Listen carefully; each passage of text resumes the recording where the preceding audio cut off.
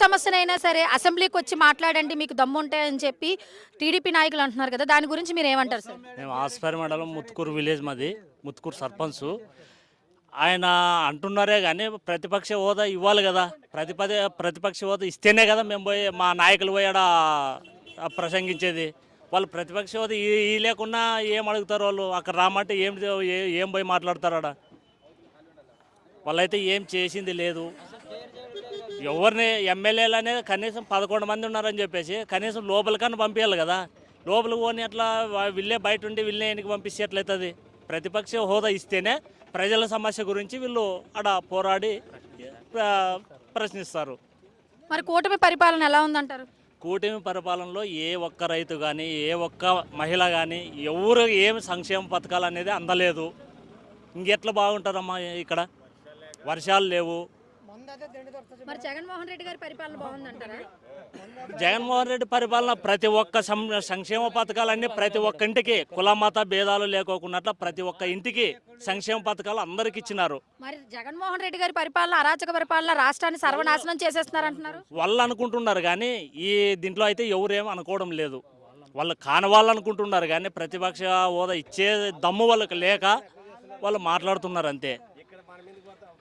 సంక్షేమ పథకాలు ఏ ఒక్క సంక్షేమ పథకం పెన్షన్ లేదు. 18 నెలకు 1500 అన్నారు, 1500 లేదు. పెన్షన్లు అన్నారు, పెన్షన్లు లేదు. 2.5 సంవత్సరాలు అండి, 50 ఏళ్ళకే పెన్షన్ అండి. పెన్షన్ ఒక్క పెన్షన్ ఇవ్వలేదు. అదే అమ్మా. మరి జగన్మోహన్ రెడ్డి గారు తల్లిని చెల్లినే చూసుకోలేరు, ఇంక రాష్ట్రాన్ని ఏం చూస్తాడని చెప్పి అంటున్నారు.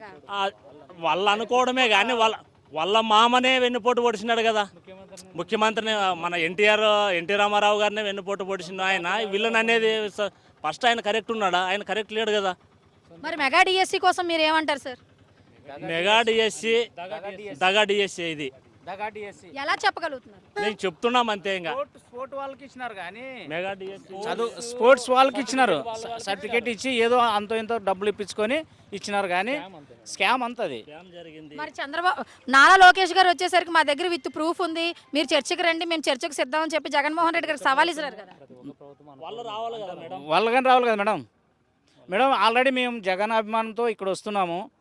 ప్రతి చెక్ పోస్ట్ దగ్గర జనాలను అడ్డుకొని జీపులు రానికోకుండా, వెహికల్ రానికోకుండా, ఎక్కడ ఆలూరు దగ్గర నుంచి ప్రతి ఆస్పరి మండలంలో రానివ్వడం లేదు. దేవనకొండ క్రాస్ దగ్గర, మరి అట్లయితే నాగలాపురం దగ్గర, కోడుమూరు దగ్గర ఏ వెహికల్ కానీ రానివ్వడం లేదు. మేము జగన్ చూడాలని జగన్ అభిమానంతోన మేము ఇక్కడికి వచ్చినాం. వీరాభిమానం మేడం. దేనికి అంటే పథకాలు అన్ని అందినాయి.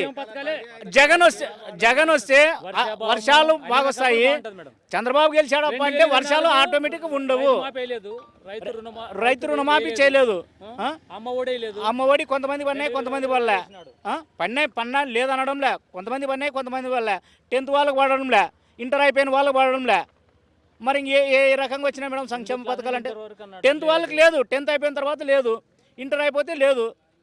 నెక్స్ట్ జగన్మోహన్ రెడ్డి గారి పరిపాలన వస్తుందంటారా? మళ్ళీ కంపల్సరీగా రావాలని పై దేవుడిని కోరుకుంటున్నాం మేడం.